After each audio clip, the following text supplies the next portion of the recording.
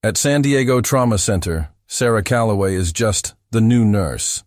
The one Dr. Harlan Briggs talks over in every briefing.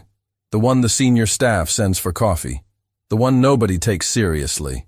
But when a wounded Navy SEAL is rushed in, and his military working dog refuses to let anyone near the body, snarling at doctors, security, and an entire SEAL team, the kill order gets signed in under 10 minutes. Nobody can get close. Nobody even tries, except her. She walks in alone. No weapon, no sedative, no backup. She looks the dog in the eyes, and then she does something nobody in that room expected. She pulls up her sleeve. The dog freezes. The growling stops. And every person watching through that glass suddenly realizes they have no idea who this woman actually is. What she reveals next will change everything they thought they knew about the quiet nurse who never pushed back. If you have ever been underestimated by someone who had no idea what you were capable of, this story is for you. Drop a comment below and tell us, have you ever had to prove yourself in a moment when everything was on the line? Subscribe and turn on notifications so you never miss a story like this one. Get that dog away from my patient or I will have it put down in the next 5 minutes. Dr. Harlan Briggs said it loud enough for the entire nurses' station to hear. He always did that. Spoke at a volume designed to remind everyone in the room exactly who held the power. He was 53 years old, chief of trauma surgery at Sharp Memorial Hospital in San Diego, California. And he had the kind of confidence that came not from competence but from 3 decades of nobody ever telling him no. He was also, at this particular moment, completely useless. Sarah Calloway was standing at the medication cart when the call came in. She had a syringe of saline in one hand and a patient chart in the other. Her auburn hair was pulled back in a low bun, a few strands loose against her neck. Her bright blue scrubs were already an hour into their first stain of the shift, a streak of iodine on the left sleeve from a dressing change in Bay 4. She was the kind of nurse the senior staff looked through rather than at. Not because she was bad at her job, because she was quiet. Because she never pushed back. Because Dr. Briggs had decided on her second day that she was replaceable and had treated her accordingly ever since. His exact words had been, "I need nurses who can keep up, not observers." She had nodded and gone back to work. That was 6 months ago. The radio crackled at the trauma desk at 14:42 on a Thursday afternoon. The charge nurse, a heavy-set man named Dale Pryor, snatched the receiver. His face changed within seconds.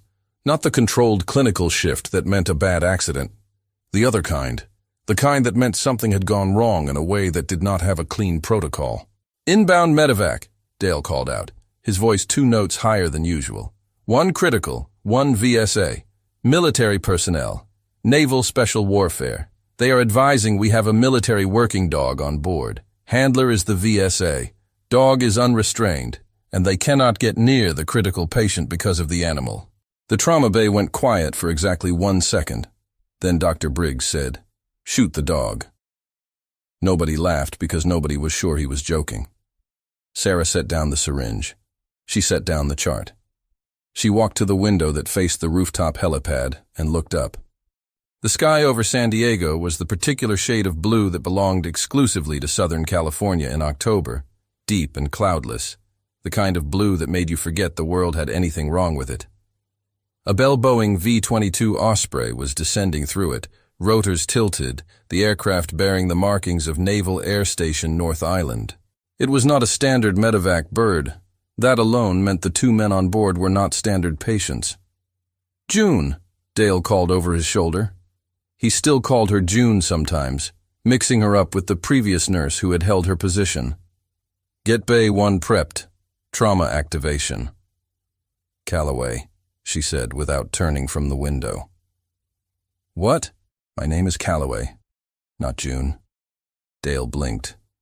In 6 months, she had never corrected him. He opened his mouth, closed it, then said, "Bay 1, Calloway. Now." She was already moving. The Osprey touched down hard. The rotors had not fully stopped when the side door blew open, and the flight medic, a young petty officer with blood on his flight suit, leaned out and screamed something that was swallowed entirely by the rotor noise. The ground team pushed a gurney forward. Two of them, one carrying a man in full kit who was clearly beyond help, his face slack, the stillness of him different from unconsciousness. The other gurney held a man who was not dead, but was working on it. His tactical pants had been cut to the hip. A tourniquet was cinched above his left knee, the limb below it the wrong color. His plate carrier had been partially stripped, the Cry Precision JPC vest cut away from one side. A compression bandage, the kind made by North American Rescue, was packed into his left shoulder so aggressively it was saturated through. On his chest, standing with all four paws planted, was the dog. It was a Belgian Malinois.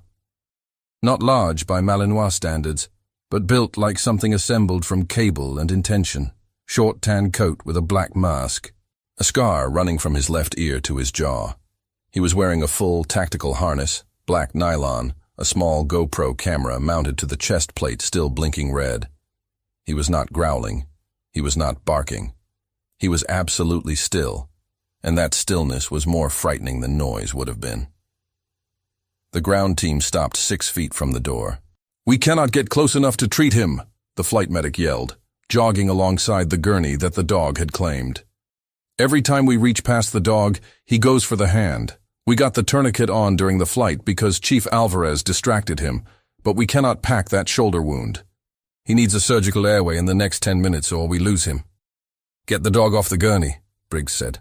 "Sir, with respect, that dog will take your face off. Then sedate it. We tried. He will not let anyone close enough to inject."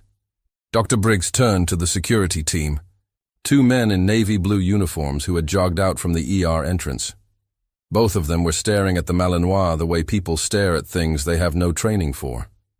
One of them had his hand on the taser on his belt. The taser was an Axon X2. Sarah knew because she had watched him unholster it and reholster it 3 times in the last 30 seconds. "Do not use that," she said.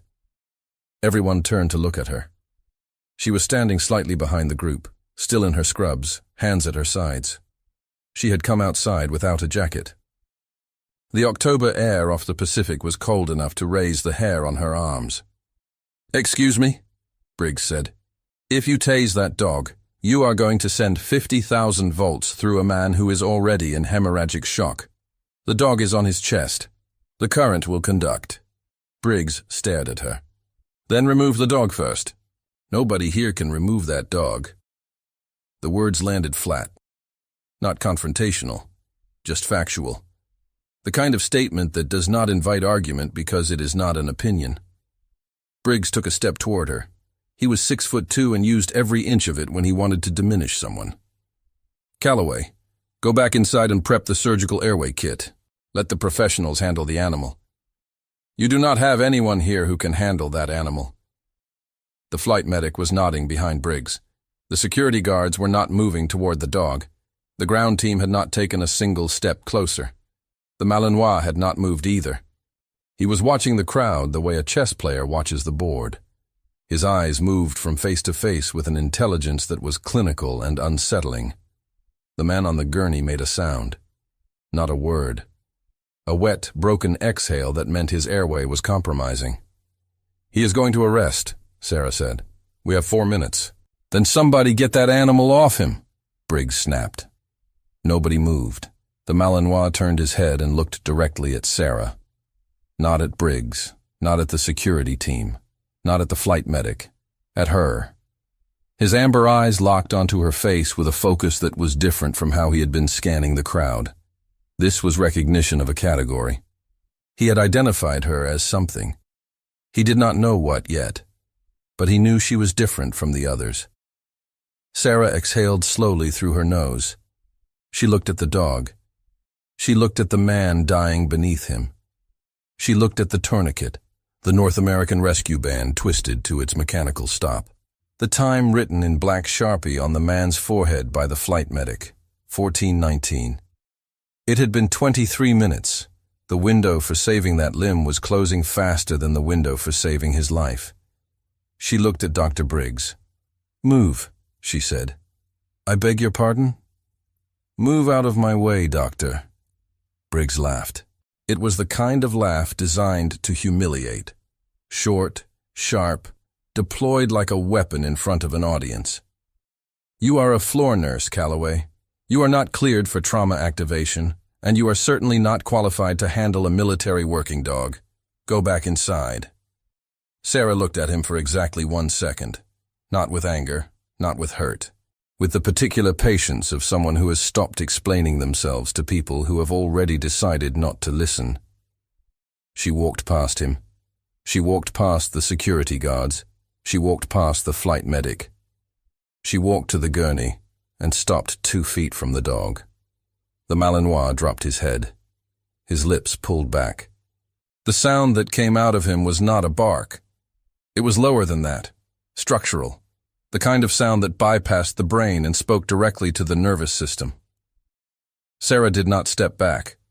She turned her body sideways, reducing her profile. She dropped her chin. She kept her hands completely still at her sides. She breathed. In through the nose, 4 counts. Out through the mouth, 4 counts. The tactical breathing technique she had learned not in a nursing program, but in a place that no longer officially existed. The dog watched her. She reached up with her right hand. Slowly, no sudden movement. She gripped the left sleeve of her bright blue scrubs.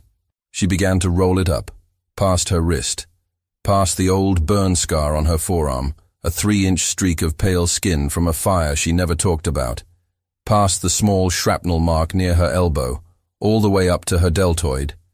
There, on the upper arm, small and precise and faded slightly at the edges from years of sun and time, was a tattoo.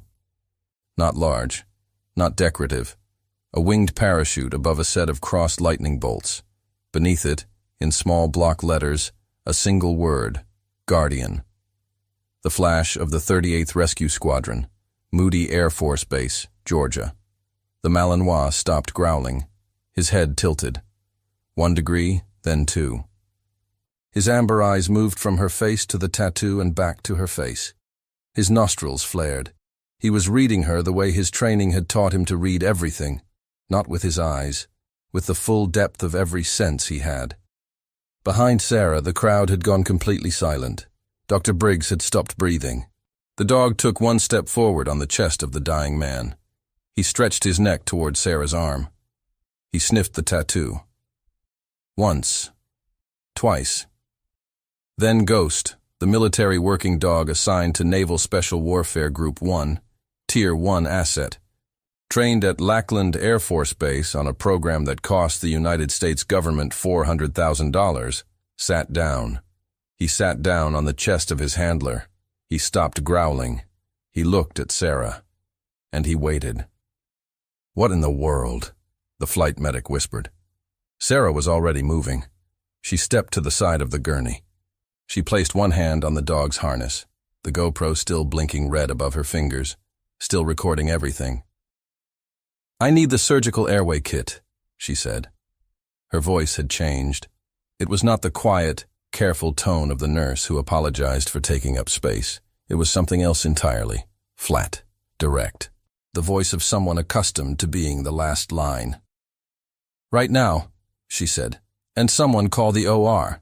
Tell them we are coming in 90 seconds. Nobody moved for 1 full heartbeat. Then Dale Pryor, who had worked at Sharp Memorial for 19 years and thought he had seen everything this city could produce, turned and ran for the door. The gurney hit the trauma bay doors at a run. Sarah had 1 hand on the rail and the other on Ghost's harness. The dog moved with her like he had done it before. Like running alongside someone in scrubs through a hospital corridor was no different from running alongside someone in tactical gear through a firebase. He matched her stride exactly. His paws hit the linoleum in perfect rhythm with her footsteps. Dr. Briggs was shouting behind them. She did not hear the words. She had stopped processing background noise the moment she touched the gurney. Everything that was not the patient had become static. Bay 1 was prepped. Barely. Dale had gotten the surgical airway kit onto the tray but had not opened the packaging. The crash cart was against the wall. The overhead surgical light, a Stryker 1088, was on but angled wrong, throwing half the bay into shadow. A second-year resident named Dr. Thomas Varela was standing at the head of the bed with the look of someone who had rehearsed this exact scenario in simulation and was now discovering that simulation had left out several critical details, one of them being the dog. Ghost jumped onto the foot of the trauma bed the instant the gurney locked into position. He did not pace. He did not bark. He sat at the patient's feet and watched every set of hands in the room. "Someone get that animal off the bed," Briggs said, arriving at the bay door, chest heaving from the run. "Touch him, and we lose 30 seconds, Sarah said, snapping on gloves. "Work around him." She did not look up. She was already at the patient's head, tilting his chin, assessing the airway with 2 fingers and her eyes. His name was on the wristband the flight medic had applied. Lieutenant Commander David Reyes, U.S. Navy. The wristband was made by Zebra Technologies, the same brand every hospital in the country used. White plastic with black text, the most ordinary thing in an extraordinary situation. Reyes was 38 years old, according to the band. He looked older right now. His face had the gray undertone that Sarah had learned to recognize, not in nursing school, but in places where the nearest surgical facility was a 3-hour helicopter ride away. His lips were slightly blue.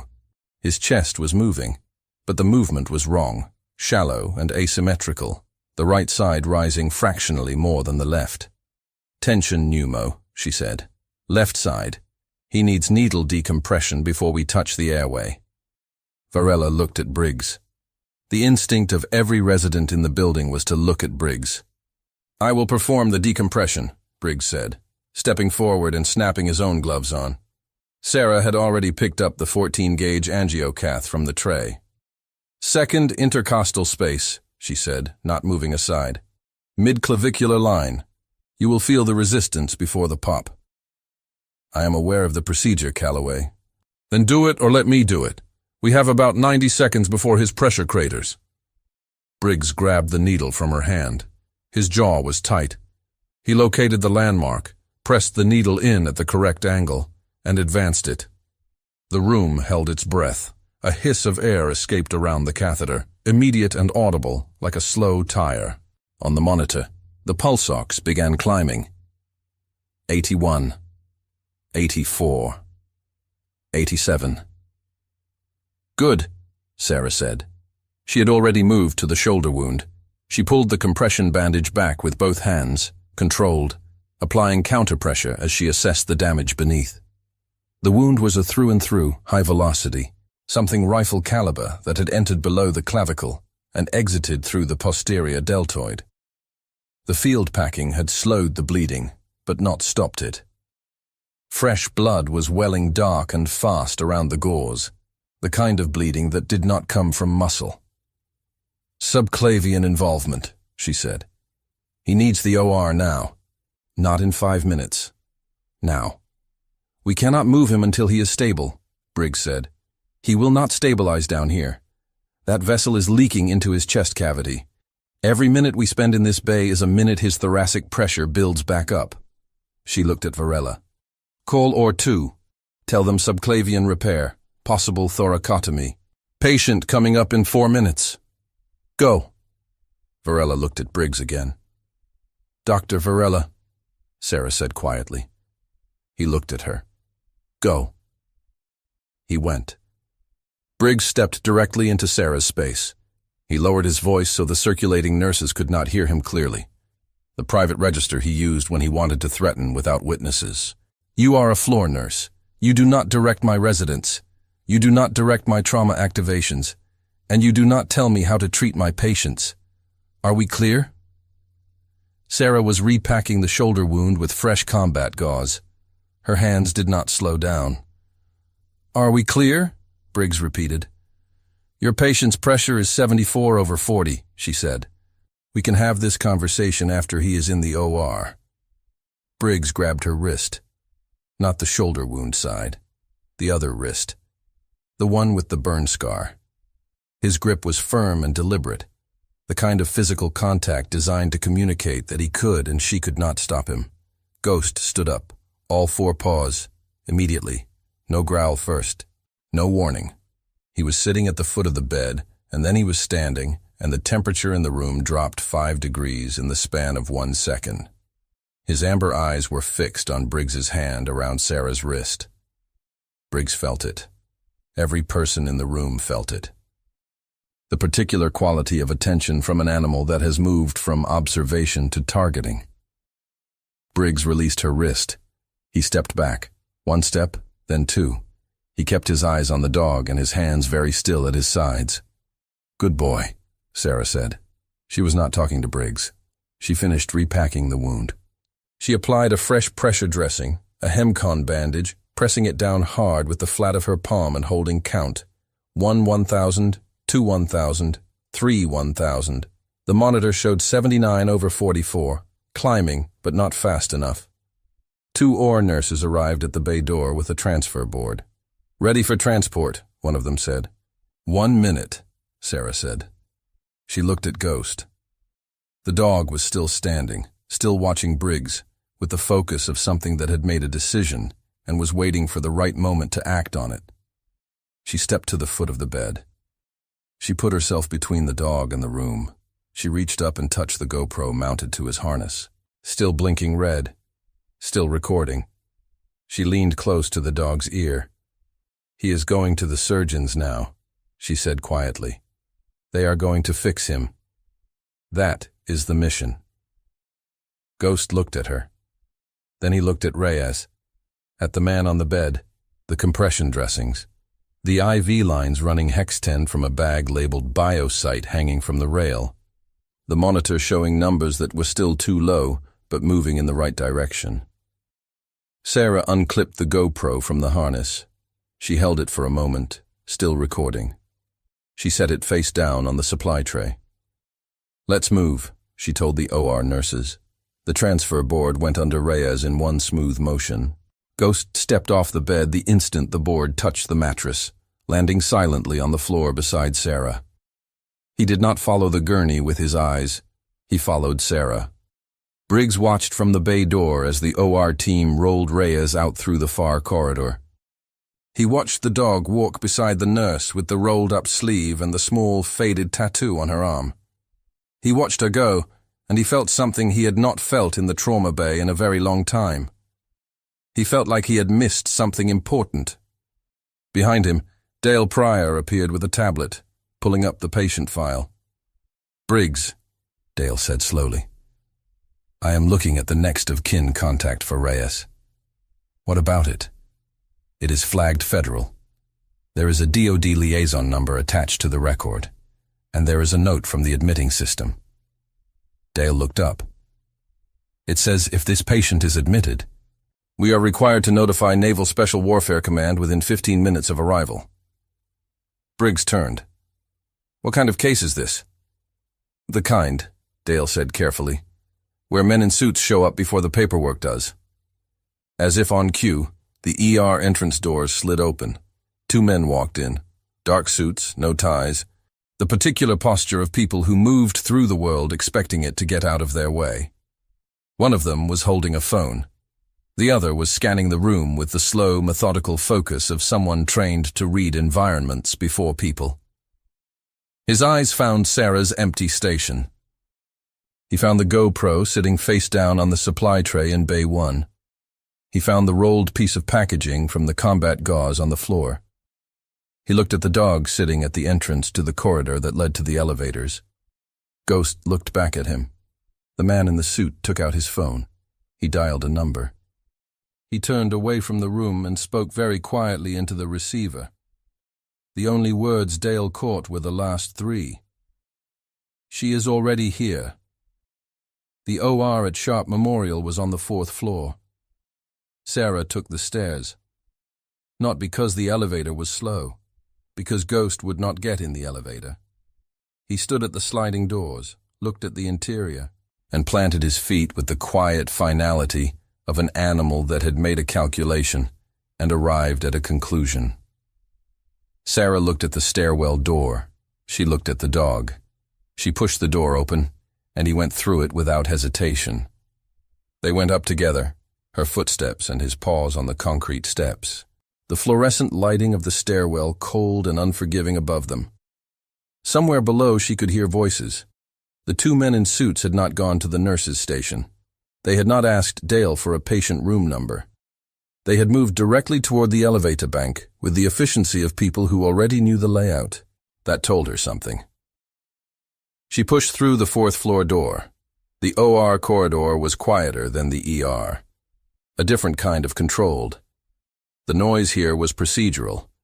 The soft collision of equipment carts, the hiss of the ventilation system, the particular acoustic quality of a hallway where every room contained something critical happening behind a closed door. The overhead lights were recessed panels, clean and white, the kind of lighting that left no shadows and permitted no ambiguity. A scrub tech named Flores looked up from a supply cart and saw the dog. "You cannot bring that animal up here." "He will not go anywhere else," Sarah said. "Which room is Reyes?" "Or two, but you absolutely cannot bring—" "I am not bringing him anywhere. He is choosing to be here." Sarah stopped at the OR2 observation window. Through the glass she could see Varela at the anesthesia station. The attending cardiac surgeon, Dr. Patricia Nguyen, already at the table, gloved and gowned, her team arranged around the patient with the practiced geometry of people who had done this particular dance 1,000 times. Reyes was on the table. His chest was open, not fully, a left anterolateral incision, the retractors in place. Nguyen working in the cavity with the focused stillness of a woman who thought in millimeters. The subclavian artery was the problem. Sarah had been right. The vessel had been leaking into the pleural space for the better part of 40 minutes. The suction was running continuously. The canister on the floor already showing dark red volume that made the scrub tech standing outside wince when he glanced through the glass. Ghost sat beside Sarah at the window. He looked through the glass at the man on the table. He made no sound. His breathing had slowed from the shallow, rapid pace of the ER to something longer and more deliberate. He put his nose against the glass once, leaving a small fog print, then lifted his head and continued watching. "He understands more than you think," a voice said behind her. Sarah turned. One of the men from downstairs was standing in the corridor. He had come up the stairs too, or he had found another way, and he had done it quietly enough that neither she nor Ghost had heard him arrive. That was a specific skill set. Ghost heard everything. The man was in his mid-40s, dark suit, white shirt, no tie. His hair was gray at the temples and cut short in a way that was not civilian and was not quite military either. It was the cut of someone who had been one and was now the other, and had not fully committed to the transition. He had the kind of face that had been handsome 20 years ago and was now something better than handsome. Authoritative. The face of a man who had been in rooms where the decisions made people uncomfortable and had been comfortable anyway. He was looking at the tattoo on her arm. She had never rolled the sleeve back down. "Commander Walsh," he said. He was not introducing himself. He was saying a name he expected her to recognize. She did. "You are a long way from Hurlburt Field," she said. "So are you." He moved to stand beside her at the window. He looked at Reyes on the table. "He is going to make it?" "Nguyen is the best vascular surgeon on the West Coast. If the volume loss is not past the threshold, yes. And the threshold is? He has been in there 11 minutes. She found the bleed in 4. If I had to bet, I would say he walks out of here." She paused. "With a limp, probably, but he walks." Walsh was quiet for a moment. Ghost looked up at him once, assessed him, and looked back through the glass. The dog's posture changed fractionally, not relaxed, but not threat-ready either.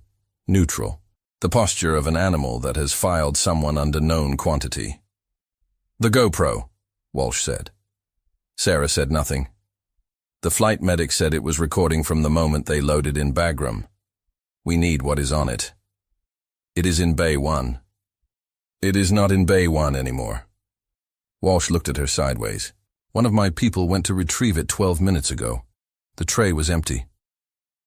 Sarah kept her eyes on the OR window. "Calloway."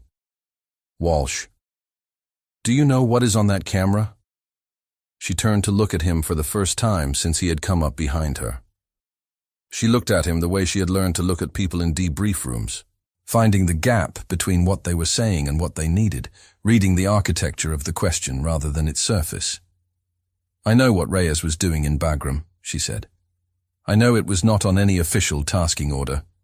And I know that if whatever is on that camera becomes general knowledge before the right people have seen it first, the men who put him on that table are going to walk."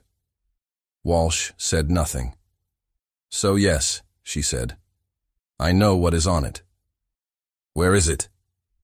Footsteps in the corridor. Both of them turned. The second man from downstairs was approaching.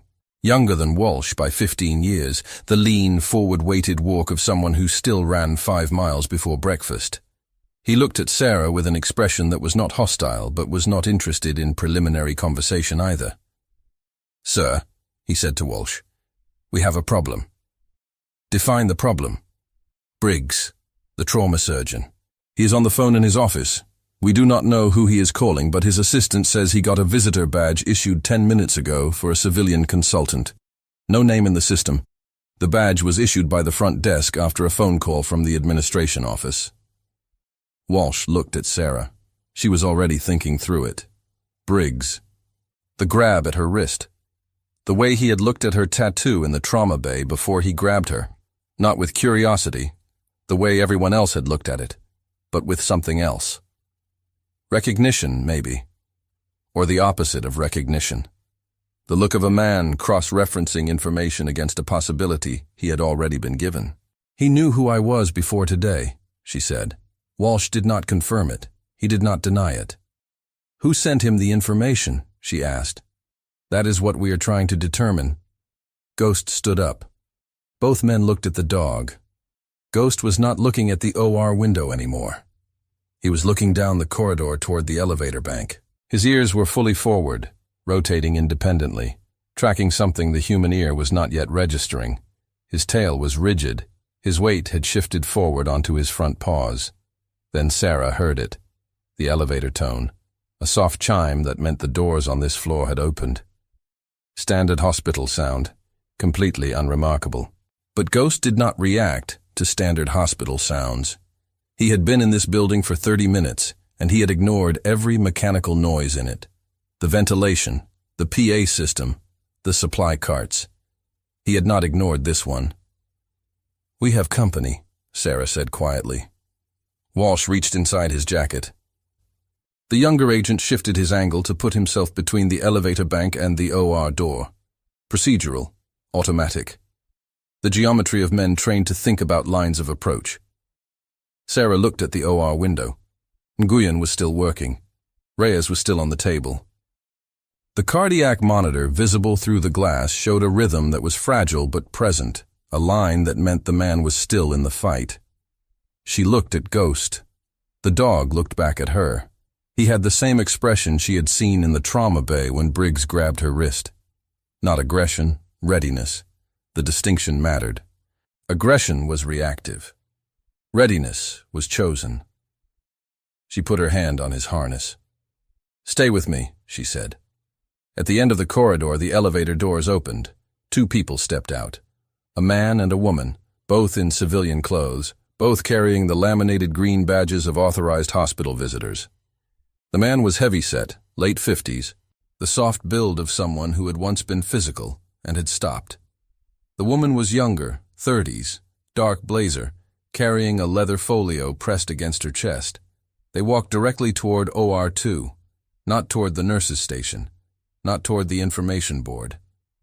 Directly toward OR2, with the confidence of people who had been told exactly where to go, and by whom. Walsh stepped into the corridor. "This is a restricted surgical floor," he said. His voice was pleasant and completely immovable. "Visiting access does not extend above the 3rd floor." The heavy-set man stopped. He looked at Walsh's suit, at the younger agent, at Sarah with her rolled-up sleeve, and the dog at her side. His eyes stopped on the tattoo. He looked at it for 2 full seconds. Then he looked at the folio in the woman's hands, and something shifted in his face. Not fear, recalculation, the expression of a man who had come to this floor expecting one situation and had arrived to find a different one already in progress. "We are here for the patient's personal effects," the woman said. Her voice was flat and practiced. "His commanding officer authorized retrieval." "His commanding officer," Walsh said, "is currently in a briefing at Coronado and has not authorized anything in the last 40 minutes. I know because I was in the briefing." The woman looked at her folio. The heavy-set man looked at Sarah. "You should not be here," he said. Not to Walsh, to her. Ghost took one step forward. The man stepped back. "No," Sarah said to the dog. One word. Quiet and absolute. Ghost stopped. He sat. But his amber eyes stayed fixed on the man's face with an attention that made the corridor feel much smaller than it was. Sarah looked at the man the way she had learned to look at threats in places where the threat did not always announce itself. She found the tell. It was in his left hand. His thumb was moving against the side of his forefinger in a small, rapid motion, the nervous repetition of a man running calculations and not liking the results. She reached into the pocket of her scrubs. She placed the GoPro on the nursing station counter beside her, still recording. The red light blinked once in the corridor silence. The heavy-set man looked at it. He looked at Walsh. He looked at the younger agent who had positioned himself 6 feet to his left without appearing to move there deliberately. "I think," Walsh said pleasantly, "that you should come with us." The woman with the folio took a step backward toward the elevator. The younger agent was already there. Down the corridor, through the OR window, the cardiac monitor continued its fragile, steady rhythm. Reyes was still on the table. Nguyen was still working. The suction canister was fuller than it had been, but the numbers on the monitor were better. Ghost looked up at Sarah. She looked down at him. For the first time since the Osprey had touched down on the rooftop, she exhaled completely.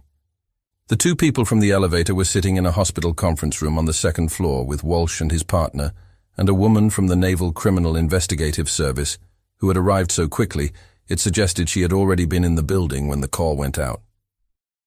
Sarah was not in the conference room.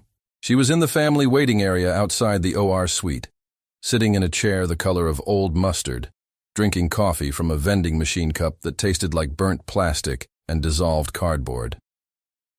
The brand on the machine was Aramark. The coffee was technically described on the label as premium roast. She had worked in enough government facilities to understand that premium in a vending machine context was a philosophical position rather than a factual one. Ghost was under her chair, not beside it, under it. His chin was on her left foot, and his body was curled in the narrow space between the chair legs with the complete indifference to comfort that only animals and special operations personnel ever fully master. He was asleep. Not the light, one-eye-open sleep of an animal in a strange environment. Genuinely asleep, his breathing slow and even, his legs twitching occasionally with something he was chasing in whatever dogs chased in dreams. Sarah watched the OR suite doors.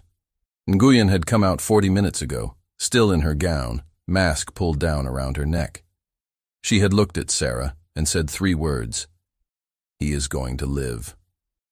Then she had turned around and gone back through the doors to close. 3 words were enough. Sarah had called nobody. She had sent no messages. She had sat in the mustard chair with the terrible coffee and let the adrenaline metabolize the way she had learned to let it metabolize. Not by distracting herself from it, but by sitting inside it and waiting for it to pass. The body knew what to do if you did not fight it. The mistake most people made was fighting it. Her phone buzzed. Unknown number. San Diego area code, but a prefix she did not recognize.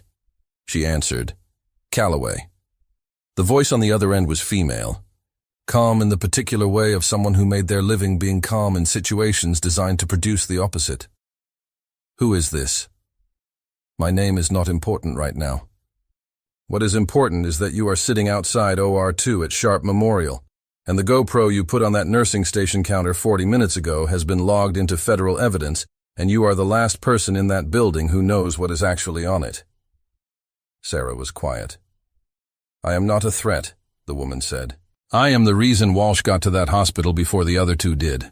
I flagged Reyes's admission the moment it hit the system." "Why?" "Because Reyes was not in Bagram doing what his tasking order said he was doing, and the people who put him on that Osprey know that. And at least one of them has been in contact with someone on the medical staff at Sharp Memorial for the last 72 hours. Sarah set down the coffee. "Briggs," she said.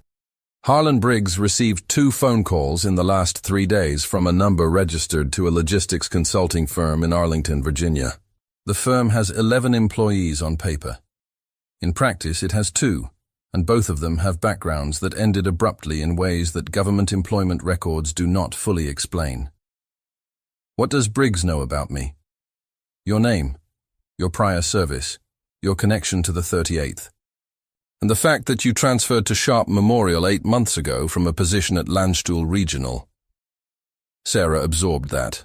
Landstuhl, the U.S. military hospital in Germany, the place where she had spent 2 years after she left the Air Force, working trauma in a facility that treated the same kinds of wounds she had previously been called in to rescue the people carrying. She had chosen Landstuhl because it was the middle distance, not combat, not civilian, the place where the two worlds processed each other. She had chosen Sharp Memorial because she thought she had moved far enough from the middle distance to disappear into ordinary. She had been wrong. "What was Reyes carrying?" she asked. A pause on the line. Not hesitation, calculation. The pause of someone deciding how much to give. "You saw the GoPro footage." "I saw enough of it." "Then you know it was not a reconnaissance operation." "It was a meeting," Sarah said. "He met someone, inside the wire, someone who was not supposed to be inside the wire." The woman on the phone said nothing, which was the same as saying yes. Sarah leaned back in the mustard chair. Above her, the ventilation system hummed. Ghost's legs twitched again. Down the corridor, the elevator chimed and 2 orderlies came out pushing a supply cart stacked with blue surgical wrap packages.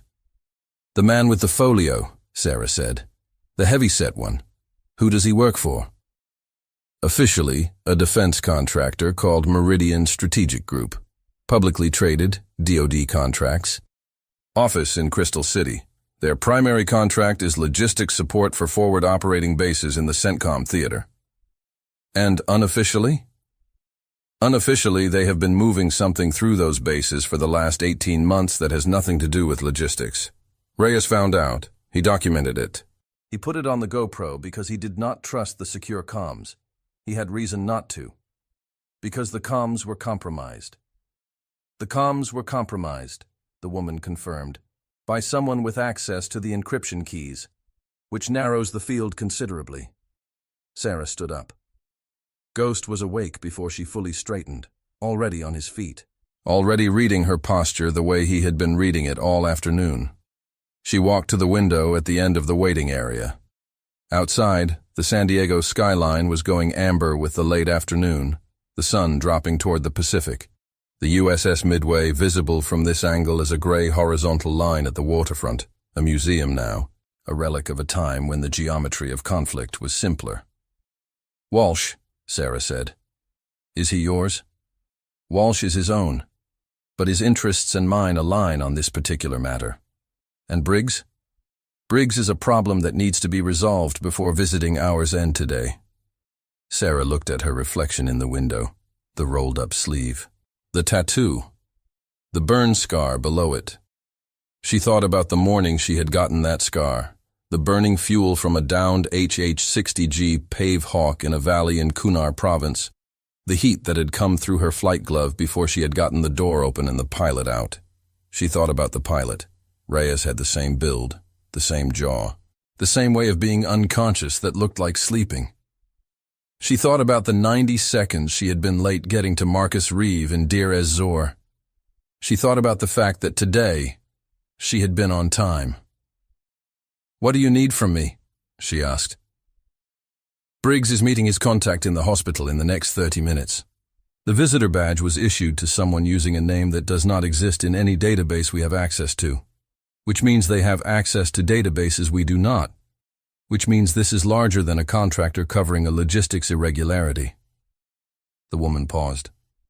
We need to know who walks through that front door. Walsh's people are watching the entrance, but they do not have a photo. We need a visual ID. You want me to walk past the entrance and see who it is? You are already in the building. You have a staff badge. You have a reason to be at the front desk. And you have something Walsh's people do not have. Sarah waited. The dog, the woman said. Ghost looked up at her when she looked down at him.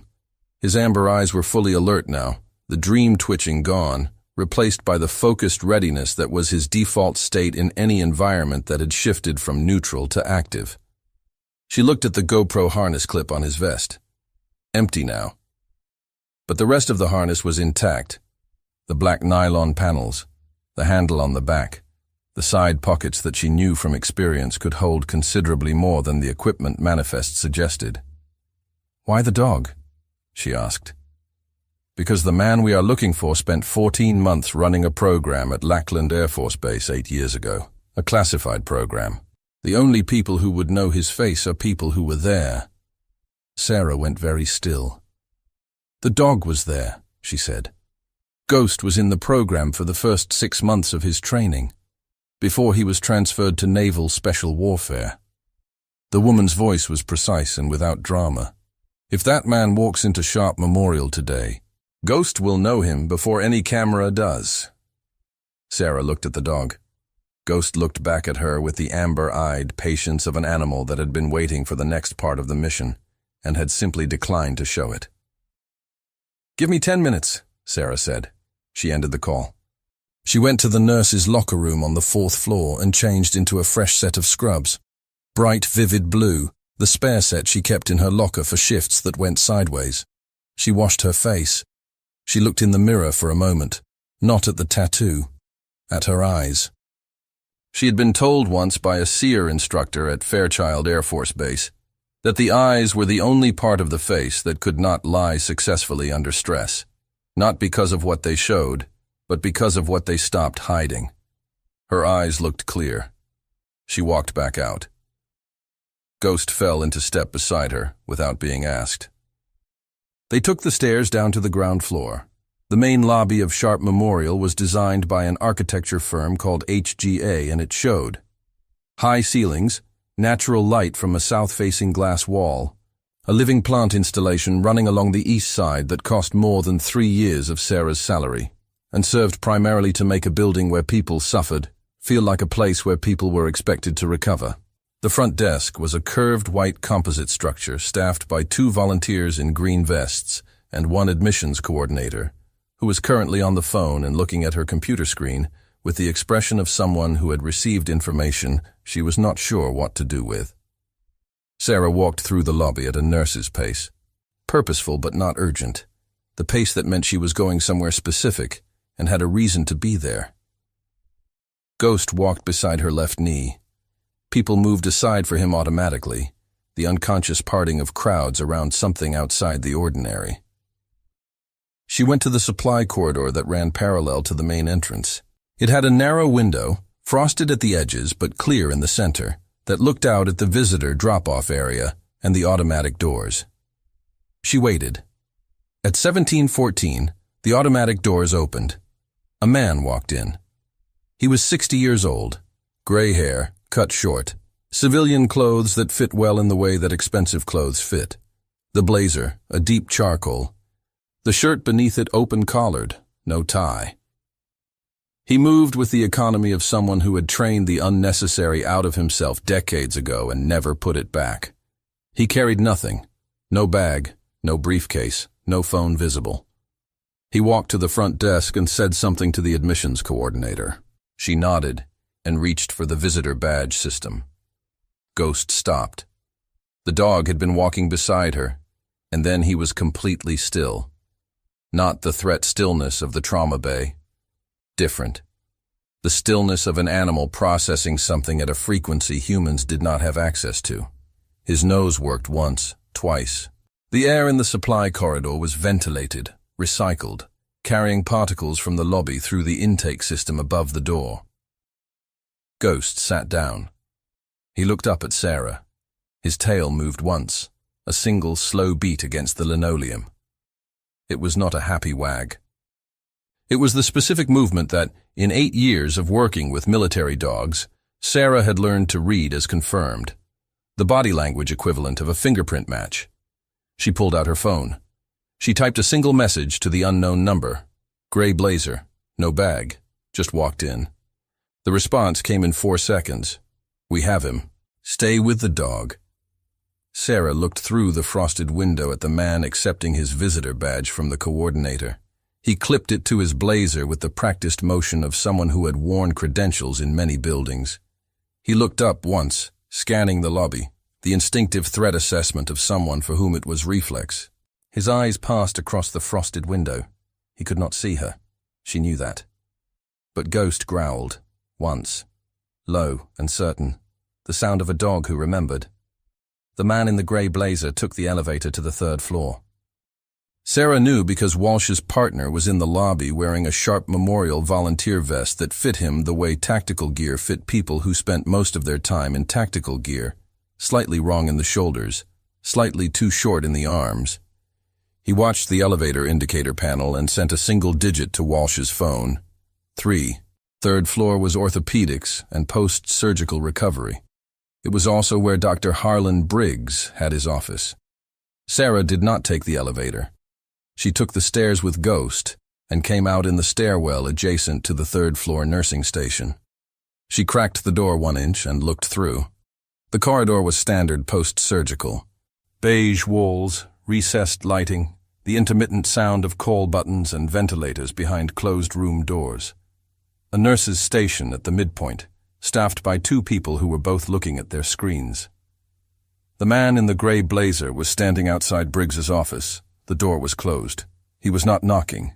He was waiting with his back to the wall beside the door, the positioning of someone who had been told to wait there and had chosen the spot deliberately, the angle giving him a sightline down both ends of the corridor simultaneously. Professional. Sarah let the stairwell door close silently. She looked at Ghost. The dog was looking at the gap under the door as if he could see through it by concentration alone. Her phone buzzed. Walsh. 3rd floor is ours. Stand by. Do not approach, she typed back. He is in the open, waiting outside Briggs's office. Door is closed. A pause. Then, Briggs is on the phone inside. We are monitoring. We need him to make the handoff before we move. We need the physical transfer on record. Sarah understood. In federal evidence terms, a conversation was arguable. A physical transfer of material was not. She typed, how long? Walsh. Unknown. Could be minutes. Could be less. The man in the blazer is not patient by nature. She had gathered that.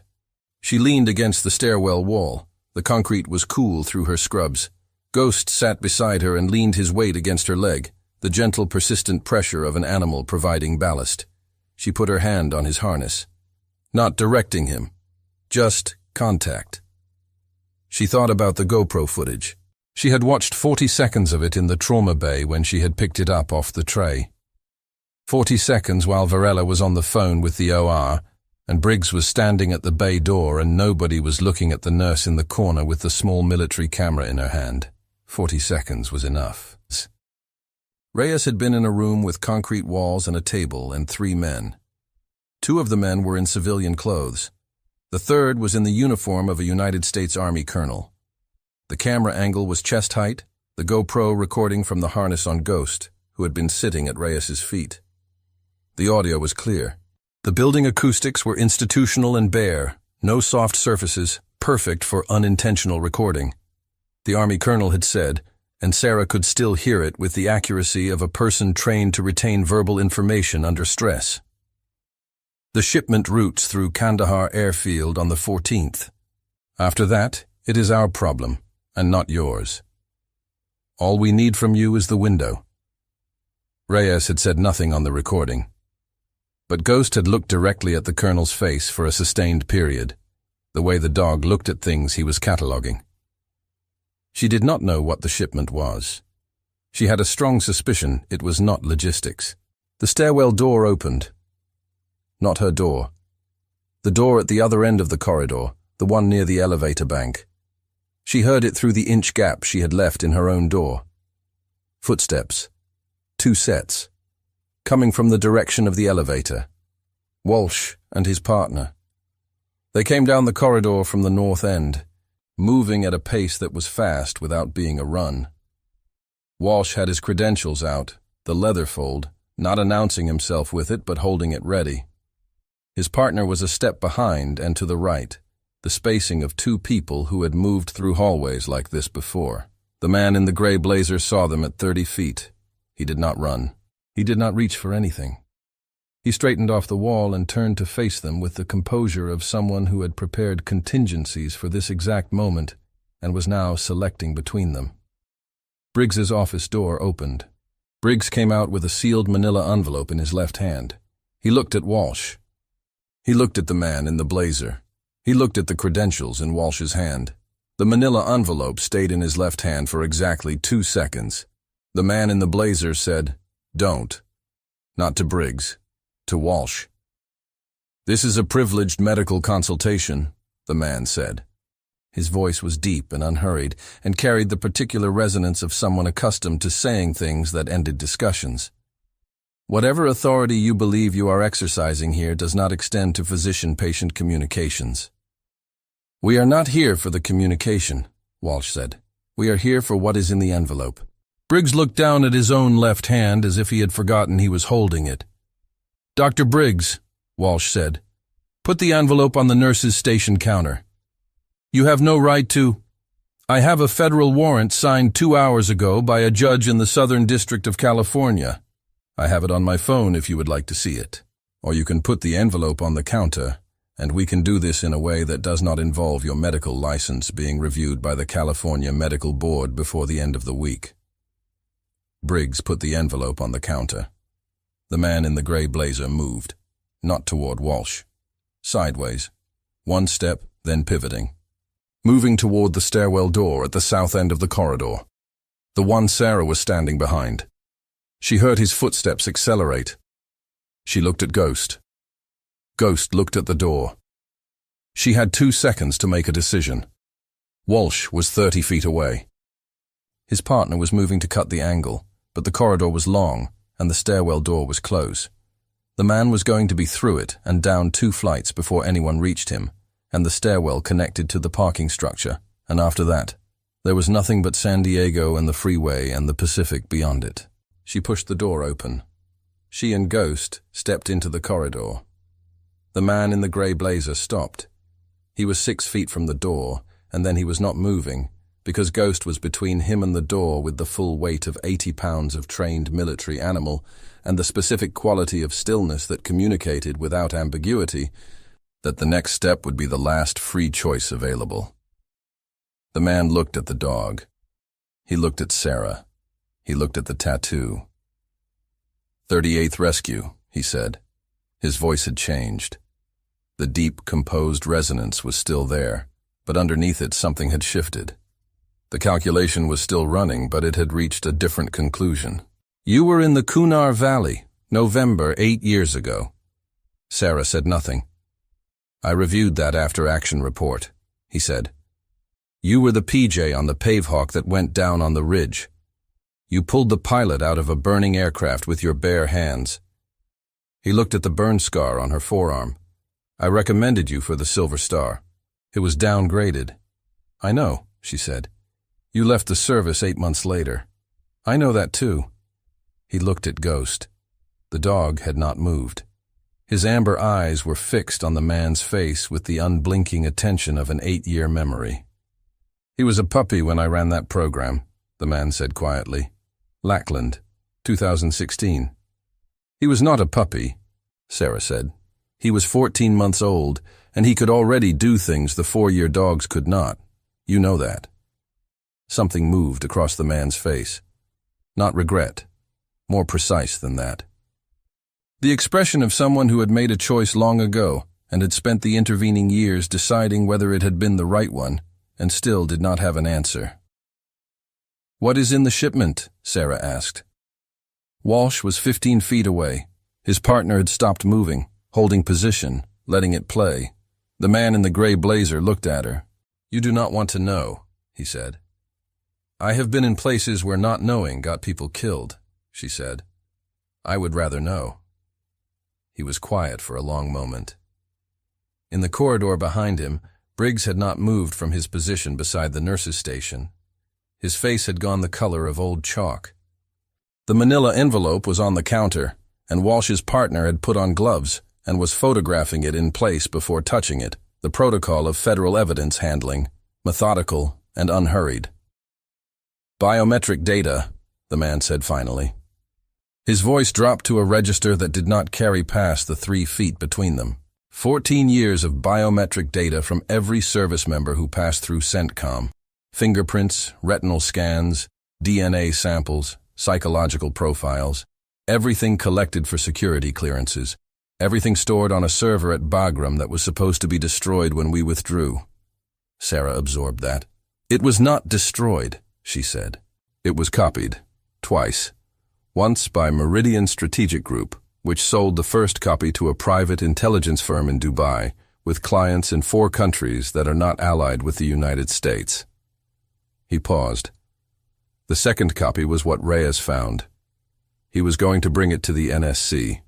Instead, he ended up on an osprey with a tourniquet on his leg. "Instead, he ended up on an osprey," the man confirmed. He looked at the burn scar again. He looked at Ghost. "I did not order the flight. I want you to know that." "Then who did?" He looked at Walsh. "The colonel on the GoPro footage," Walsh said from behind him. He had closed the distance to 10 feet without the man noticing. "Colonel Richard Farham, CENTCOM J2, currently on a commercial flight to Dulles that is going to be met on the jetway by people I work with." The man in the gray blazer closed his eyes for exactly 1 second. When he opened them, he looked at Sarah. "The pilot," he said, "from the Kunar Valley, the one you pulled out of the burning aircraft." She waited.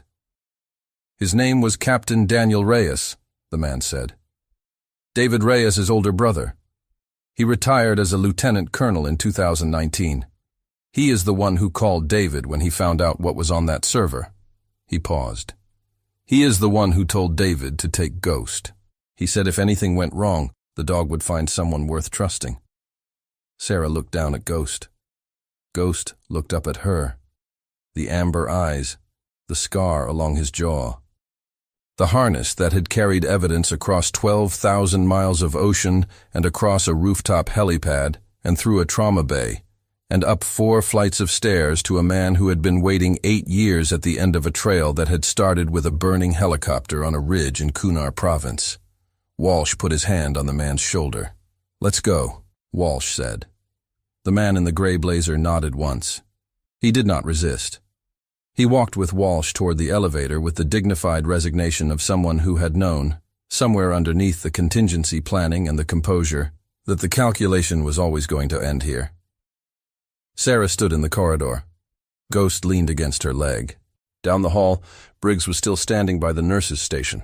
His office door was still open behind him. Through the open door, Sarah could see the diplomas on his wall. Harvard Medical School, Johns Hopkins residency, the architecture of a career built on credentials, and the certainty that credentials were the only currency that mattered. He looked at her. She looked at him. "The patient in OR2, she said. "David Reyes. When he is transferred to recovery, his room is to be flagged restricted access. No visitors without federal clearance. No exceptions." She paused. "And his dog stays with him." Briggs said nothing. "Nod if you understood me, Doctor." Harlan Briggs, Chief of Trauma Surgery at Sharp Memorial Hospital, Harvard-educated, 23 years in practice, the man who had called her an observer on her second day and had not corrected himself once in the 6 months since, nodded. Ghost looked up at Sarah, and his tail moved. Once, twice. This time, it was not a confirmation. This time, it was something else entirely. 3 weeks later, David Reyes walked out of Sharp Memorial on his own 2 feet. The limp was there. Nguyen had warned him it would be. The subclavian repair had gone clean, but the nerve damage below the shoulder was permanent, a rewiring that would take months of physical therapy to root around. He walked with a cane, black aluminum, the kind the VA issued by the thousands.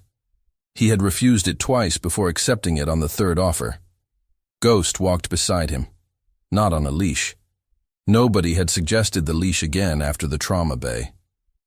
The morning was clear and cold, the Santa Ana winds having scrubbed the San Diego sky to a transparency that made everything look slightly unreal, the palms along the hospital entrance too green, the light off the parking structure too white, the Pacific visible in the distance as a thin silver line that looked painted rather than real.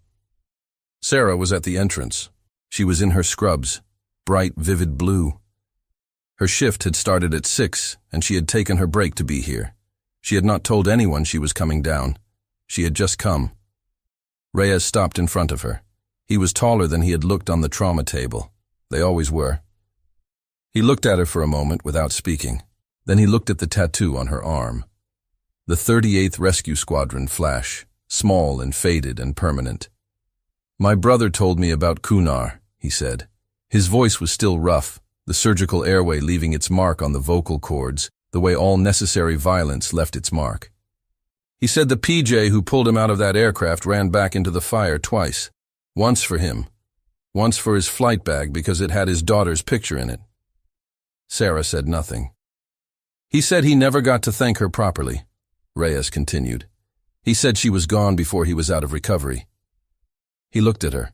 "He would like to do that now, if you are willing."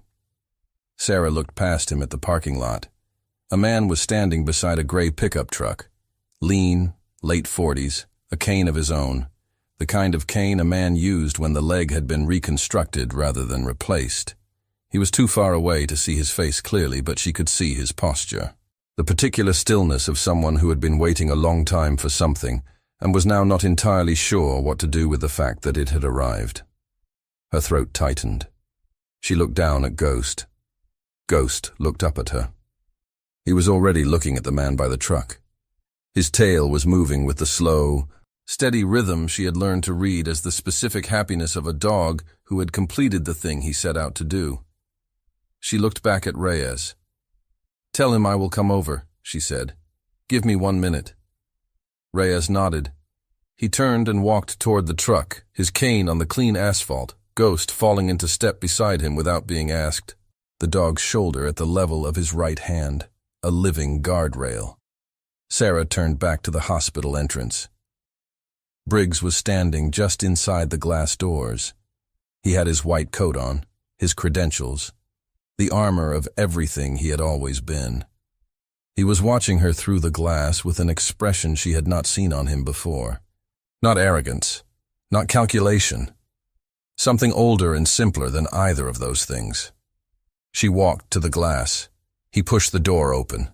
They stood at the threshold. The cold air from outside and the warm, recycled air from inside meeting in the space between them. "I have been doing this for 23 years, he said. His voice was quiet. The public volume was gone. What was left was just a man talking. "I have never, in 23 years, seen anyone do what you did in that trauma bay." She waited. "I should have listened to you from the beginning," he said. "About the dog, about the decompression, about all of it." She looked at him. "You were right," he said. "I did not know who you were." "You still do not," she said, not unkindly. "But you know what I can do. That should have always been enough." She left him standing at the threshold. She walked across the parking lot toward the gray truck, and the man with the cane and the dog who had carried the weight of a mission across 12,000 miles because someone had told him to find someone worth trusting. She had been a PJ. She had been a rescue jumper. She had run into burning aircraft and jumped from planes at 20,000 feet and packed wounds in the dark with her bare hands. But she was a nurse now. And a nurse, she had learned, was simply another word for the same thing she had always been. The last one in, the last one out, the one who stayed. The end. If this story reminded you that the most extraordinary people are often the quietest ones in the room, drop a comment below and tell us about someone in your life who turned out to be far more than they appeared. Hit that like button, subscribe, and turn on notifications. Because every week we bring you another story of courage, loyalty, and the kind of justice that does not make the evening news but changes everything anyway.